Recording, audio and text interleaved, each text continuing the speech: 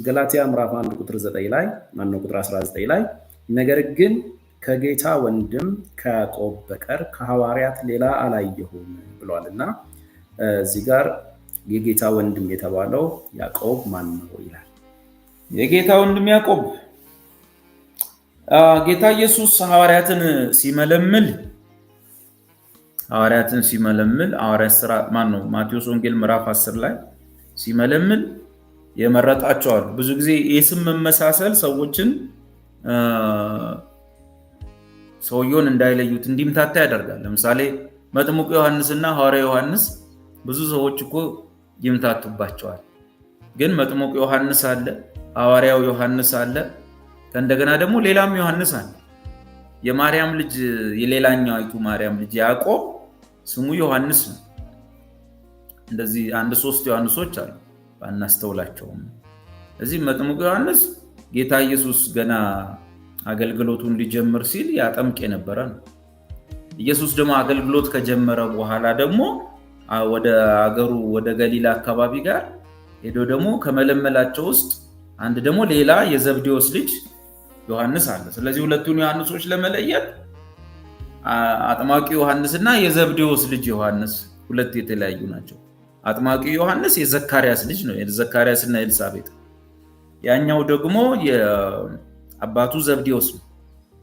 እናቱ ሰሎሜ ነች የምትባል የሰሎሜና የዘብዴዎስ ልጅ። ሰሎሜ መሆኗን የምናውቀው ከኢየሱስ መስቀል ስር ያሉ ሴቶችን በወንጌላት ውስጥ ስም ዝርዝራቸውን ሊስት አውጥታቸው ስታዩ ሰሎሜ የዘብዴዎስ ሚስት ወይም ደግሞ ምናልባትም የጌታ እናት የማርያም እህት፣ በዛም በኩል ኢየሱስና ዮሐንስና ወንድሙ ያዕቆብ ሐዋርያው ያዕቆብ የኢየሱስ የሥጋ ዝምድና ወይም የእህት ልጅ እንደሆኑ ይናገራል።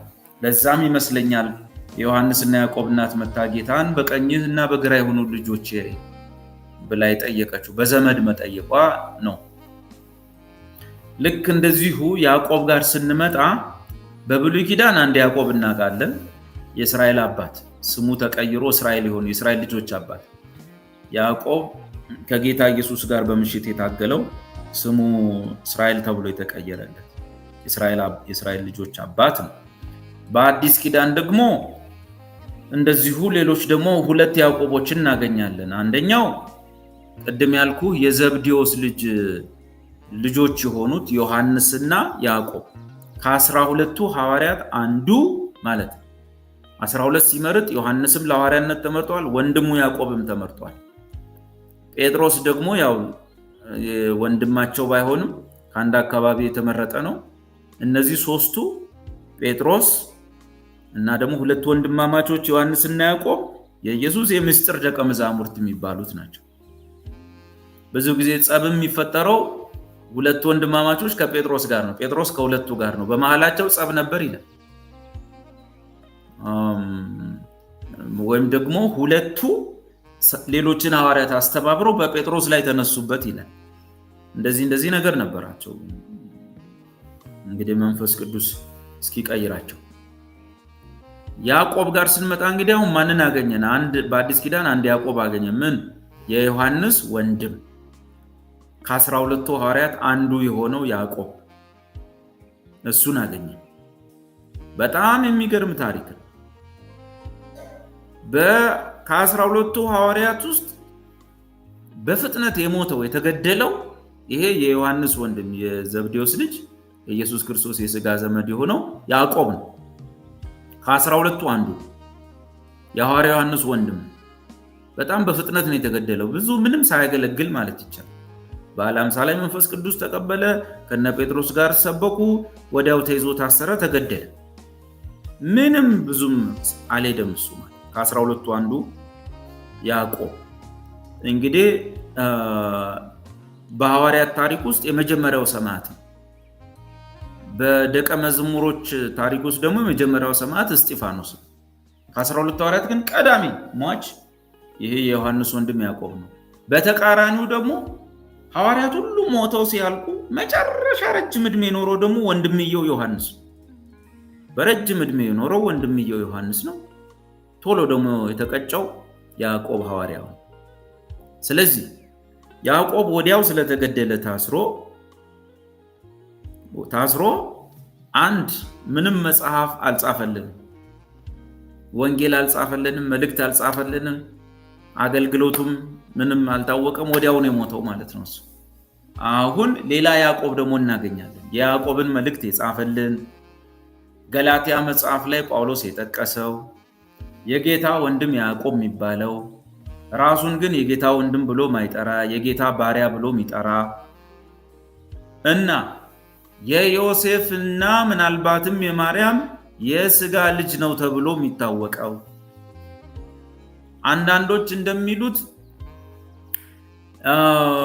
ዮሴፍ ከማርያም ጋር ሳይኖር በፊት ቀድሞ የወለደው ይላሉ። ብዙዎቹ ግን ኖ ኢየሱስና ማርያምና ዮሴፍ ከተጫጩ በኋላ ያለ አባት ኢየሱስ ስለተወለደ ኢየሱስ የበኩር ልጅ ነው ለዛ ቤት። ቀጥሎ ተከታዩ ግን ያዕቆብ ነው። ቤት ውስጥ ካሉት ሌሎች ልጆች ዮሴፍ ከወለዳቸው ልጆች ውስጥ የቤቱን አደራ የሚወሰደው ትልቁ ልጅ ያዕቆብ ነው ብለው የሚሉት ነው። እሱ መልእክቱን ጽፎልናል። የጌታ ወንድም ያዕቆብ በቅርብ ጊዜ ምናልባት የተቀበረበትም እቺ በድንጋይ የተፈለፈለች ሳጥን እሷም ላይ አለ፣ ጽሑፉ አለ።